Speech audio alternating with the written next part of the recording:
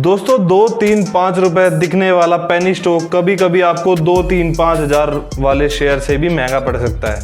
अक्सर लोग मेरे से पूछते हैं कि भाई ये शेयर देखना, ये 2 रुपए का है, इसके बढ़ने के काफ़ी ज़्यादा चांस लगते हैं। तो दोस्तों ये ज़रूरी नहीं है कि 2 रुपए 3 रुपए वाला दिखने वाला शेयर आपको सस्ता हो या फिर 2000 3000 रुपए दिखने वाला शेयर महंगा हो। क्या आपको पता है MRF के शेयर की प्राइस 70,000 रुपए के आसपास है, फिर भी लोग उसे खरीदते हैं, फिर भी वो बढ़ रहा है। तो दोस्तों हम कैसे पता लगाएंगे कि 2 रुपए वाला शेयर सस्ता है या 200 रुपए वाला शेयर सस्ता है?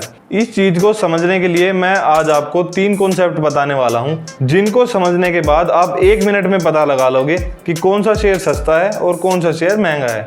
तो नमस्कार दोस्तों, मेरा नाम है ललित, आप देख रहे हैं फाइनेंशियल ज्ञान। चलिए वीडियो को स्टार्ट करते हैं।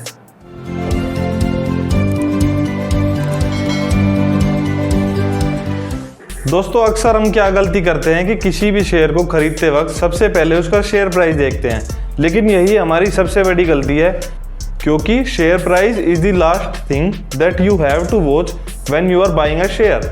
शेयर प्राइस को तो हमें सबसे आखिरी में देखना चाहिए। अब आप कहेंगे कि क्या शेयर प्राइस को सबसे आखिरी में देखना चाहिए, लेकिन हम तो शेयर प्राइस को सबसे पहले देखते हैं। लेकिन दोस्तों बड़े बड़े इन्वेस्टर कभी भी शेयर प्राइस देख के किसी शेयर को नहीं खरीदते, वो पहले उस कंपनी का मार्केट कैपिटलाइजेशन देखते हैं। अब आप कहेंगे कि ये मार्केट कैपिटलाइजेशन क्या होता है? तो दोस्तों ये मार्केट कैप और नंबर ऑफ शेयर और शेयर प्राइस आपस में सब लिंक होता है। चलिए एक एग्जाम्पल से आपको समझाता हूँ। मान लीजिए एक दुकान है दुकान ए और एक दुकान है दुकान बी। दुकान ए के 10 हिस्से किए गए और उसके 10 शेयर बनाए गए। एक शेयर का प्राइस 10 रुपए है।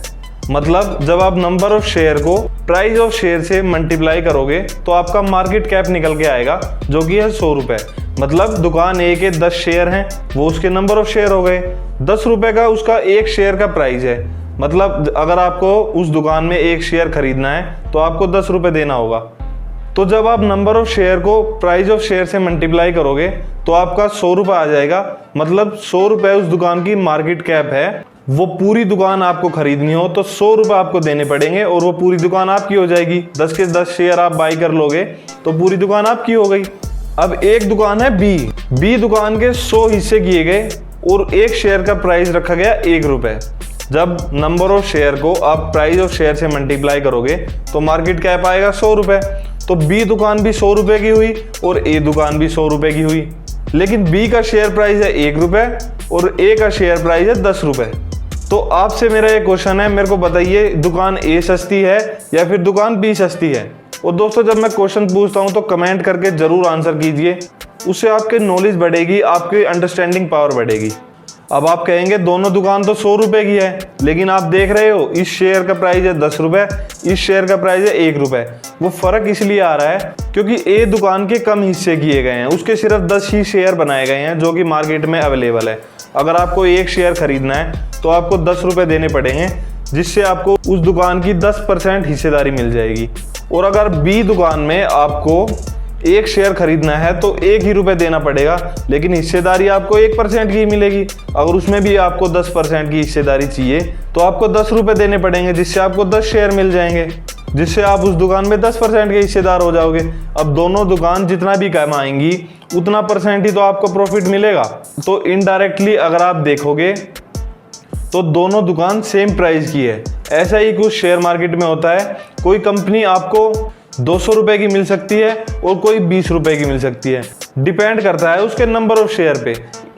अगर नंबर ऑफ शेयर ज़्यादा हो जाते हैं तो उस कंपनी के जो है शेयर प्राइस कम हो जाता है, और जब नंबर ऑफ शेयर कम होते हैं तो कंपनी का शेयर प्राइस ज़्यादा होता है।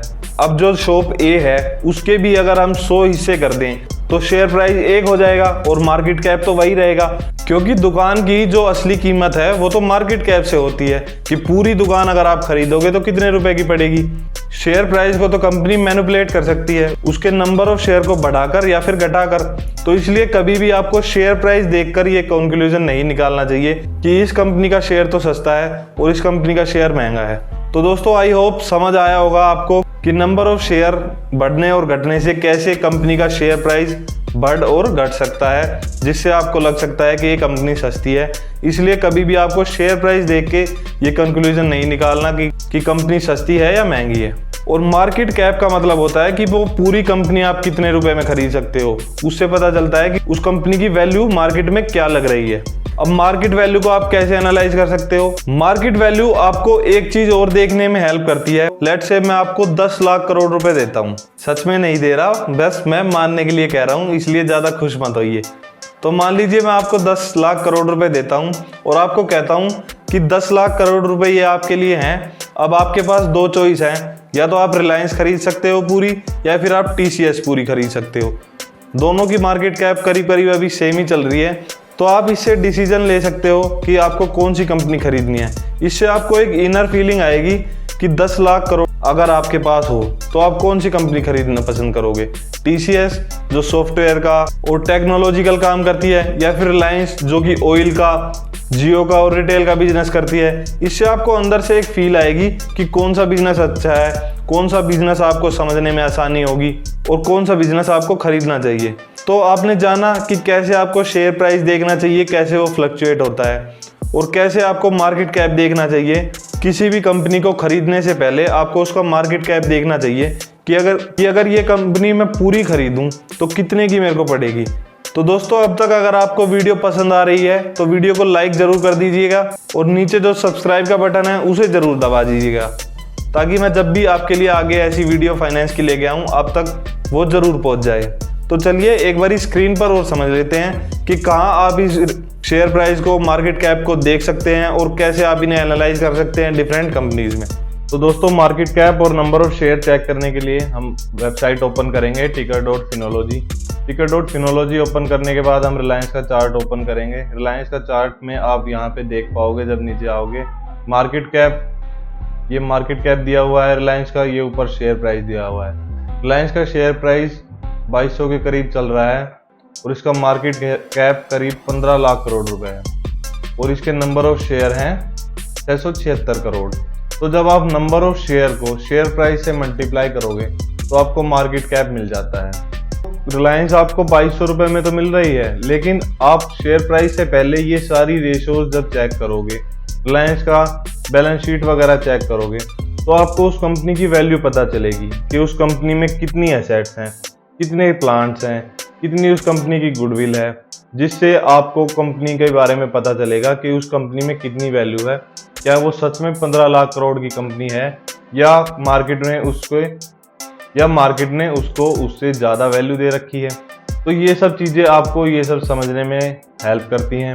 उसके अलावा मार्केट कैप आपको ये समझने में हेल्प करता है कि अगर मान लीजिए आपके पास 15 लाख करोड़ हैं या फिर मान लीजिए 10 लाख करोड़ हैं, तो रिलायंस इंडस्ट्रीज आपको 10 लाख करोड़ में पूरी मिल जाएगी। या फिर जब आप TCS का चार्ट ओपन करोगे तो ये देखिए TCS का प्राइस चल रहा है 2400, तो TCS आपको मिल जाएगी 9 लाख करोड़ रुपए में। तो अगर मान लीजिए ये दोनों ही 10 लाख करोड़ की होती तो कौन सी कंपनी आप खरीदना पसंद करते? TCS जो जिसका कि सर्विसेज का काम है, या फिर रिलायंस जिसका पेट्रोल का, जियो का और रिटेल सेगमेंट का काम है? इस तरीके से जब आप सोचोगे तो मार्केट कैप आपको हेल्प करेगा कि कौन सा बिजनेस आपको समझ पड़ता है, कौन से बिजनेस को आप ज़्यादा अच्छे से जान सकते हो, पढ़ सकते हो, उसको समझ सकते हो। और दोस्तों, बिजनेस की वैल्यू और प्राइस अलग अलग चीज़ होती हैं। वैल्यू में आप कंपनी की एनालिसिस करते हो कि कंपनी में कितनी वैल्यू है, कितने उसके प्लांट एंड मशीनरी है, कितना कंपनी की अर्निंग पोटेंशियल है। और प्राइस आपका एक शेयर को बाई करने का प्राइस है। एक बहुत ही फेमस कोट है, आपने सुना होगा कि value is what you get and price is what you पे। मतलब 2000 रुपए दे के आप कितनी वैल्यू इस कंपनी में खरीद रहे हो, कितनी क्या वैल्यू है इस कंपनी की, ये आपको समझ पड़ता है।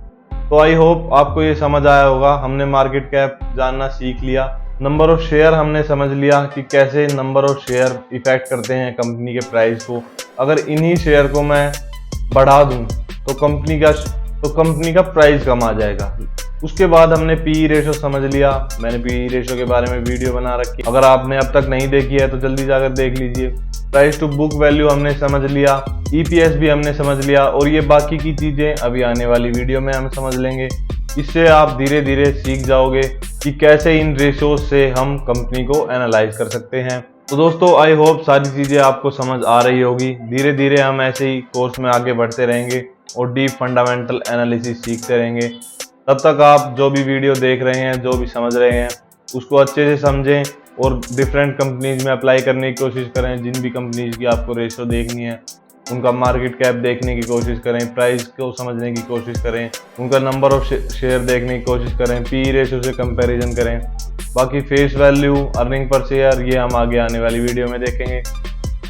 तो दोस्तों ये था हमारा number of share, market cap और शेयर प्राइस को एनालाइज करने का तरीका। उम्मीद करता हूँ आपको सारी चीज़ें समझ आई होंगी। कुछ भी अगर आपको समझ नहीं आया है तो डायरेक्ट मेरे इंस्टाग्राम पे मैसेज करिए, लिंक डिस्क्रिप्शन में है। वहाँ पे आपको डिफरेंट कंपनीज के रिजल्ट्स के बारे में, नए नए स्टार्टअप के बारे में और डिफरेंट शेयर मार्केट से रिलेटेड टर्म्स के बारे में मैं डेली पोस्ट करता हूँ। आपकी नॉलेज और ज़्यादा एनहांस होगी। तो आज के लिए बस इतना ही, मिलते हैं नेक्स्ट वीडियो में। Thank you so much.